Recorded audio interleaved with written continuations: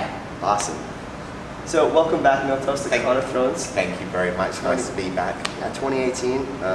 We actually got to talk a little bit last year, and I wanted to talk a little bit actually and kind of re-ask the question, because you said that you think Arya needed to be stopped. Yeah. And she had a quite interesting storyline in Game of Thrones season 7. She returned with her brother and sister, Bran and Sansa. Yeah. But she did eliminate Littlefinger, so she did get that revenge for House Stark. Do you still think she's on that path of she's going to need to be stopped? She's going to be that ultimate weapon in Game of Thrones season 8? I think she will. I think her. I mean, I think so. She's still the weapon. I think she is still the weapon. I think she's the ultimate weapon. It's quite unclear to me what her role will be in the grand scheme of things. Because if you think about the fact that we are now in the place where, the White Walkers have come through the wall, they're literally going to overtake Winterfell, they're heading towards King's Landing. King's Landing will probably be attacked during episode 8, I assume.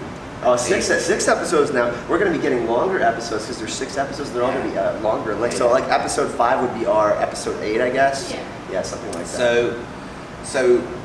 So where Arya fits into this, I think probably has something to do with following her revenge.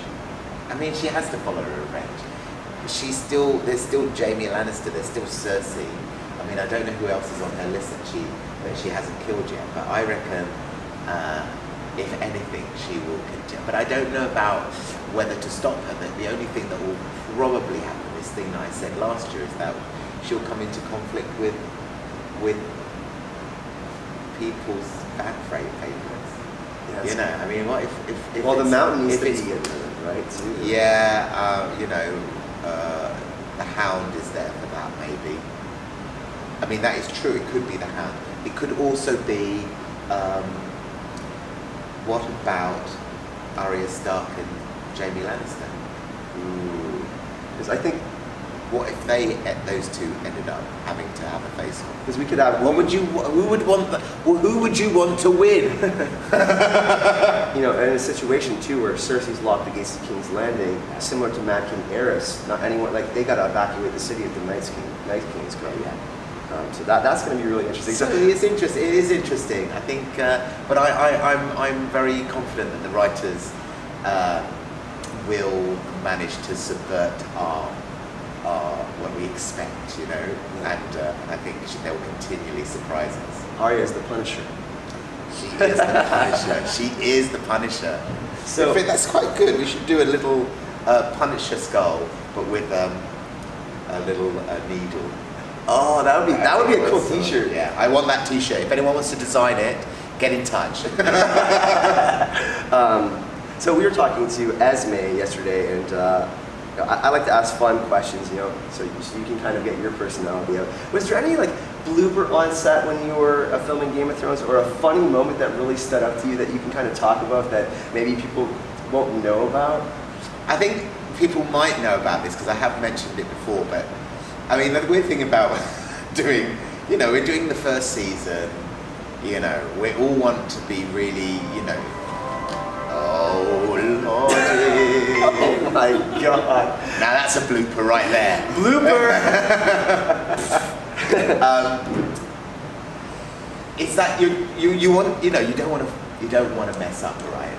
So I remember seeing Francis McGee, who is a friend of mine who I worked with before in theatre.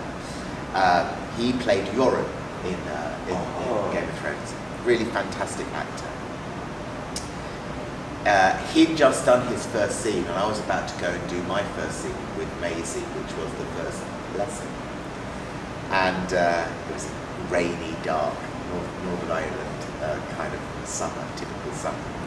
And I saw him, and I was like, Francis, it's so good to see you, how are you? How did it go? And oh man, that was fucking hard, I was shat myself. And I was like, oh, that's just what I want to hear when I go in to do my scene. It's funny because you're 3.5 minutes of me talking. Oh God, I don't know what I'm doing. Why am I an actor? All of those things go through your head. You know, that's the thing. And of course we did it, and it was fine. And he said he shat himself, by the way. That. And the thing is that so he's an experienced actor. You know, we want to be good. We don't want to mess up. So a lot of the time you're kind of, you know, really concentrating and really wanting to. I mean, now, you know, think about the guys who've been in it for like many seasons, and they're kind of comfortable and they understand, you know, what they're doing, and you know, like the family keeps you nice and safe. But in those early days, we're all like, whoa. Let's make this good, folks. You know, let's make sure that, you know, we're on our A game. But for me, it's always the stuff, the anxiety of kind of like having to do it. And then when you end up doing the scene, of course, everyone is telling us, oh, it's a 3.5-minute lesson. Don't worry, we've done the choreography, we've figured it out, but don't worry, because you won't have to do it all in one take. That's what they tell you. That's what they told us, me and Maisie. You know, we're going to shoot a little bit, and then we'll cut, and then we'll shoot another little bit, so don't worry about kind of like having to do the whole scene, right? Of course, we turn up on set, and they went, so we've got 4 cameras, we've got a steady cam, we've got a tracking shot, and we've got 2 static cameras, just do the whole scene and we'll catch it all. And we're like, the fuck? That's a new meme that's going up on the internet. Syrio Forel, the fuck. I'm making that when I go home. I'm telling you right now. It's you know, that is the terrifying stuff, because you know, like, you're nervous. You know, the illusion that actors give you is that when you watch them on screen or in theatre, that they seem calm and confident and they know what they're doing. I guarantee you, whatever you think is going on the outside, inside, I'm like going, oh God, I hope it's okay. Please don't sack me. Literally, that is it. So, I mean, that's the extent of my bloopers, because, you know, I do them myself. It's all happening all day long. Inside. Inside, blooping away. Did I get a chance for one more? Yeah. Okay, cool. So, you're all caught up with the show. You're still watching the show. Big fan.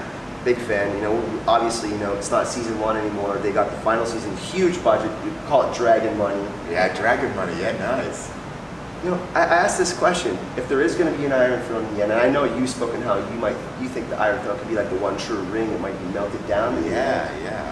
Is there a character that you think, after watching season 7, perhaps has a good shot at the Iron Throne? Is Cersei going to stay on it? You know, Sansa, Tyrion, Jon and Daenerys could possibly die.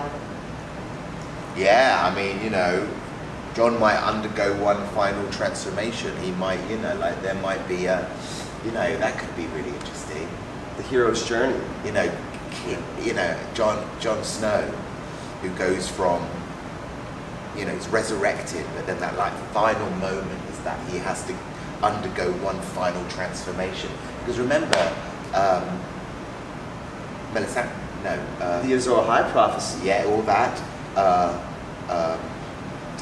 Oh my God, I can't remember her name. Melisandre? Yeah. The Red Witch. Yeah, the Red Witch. She looked at Stannis. We still don't know where her journey's going. The last time we saw her, she was talking to Varys. Am I right in remembering that? She was on Dragonstone, and she had said that ice and fire needed to come together. Yeah. No, not the princess. So we don't. So that is an interesting. That's a little.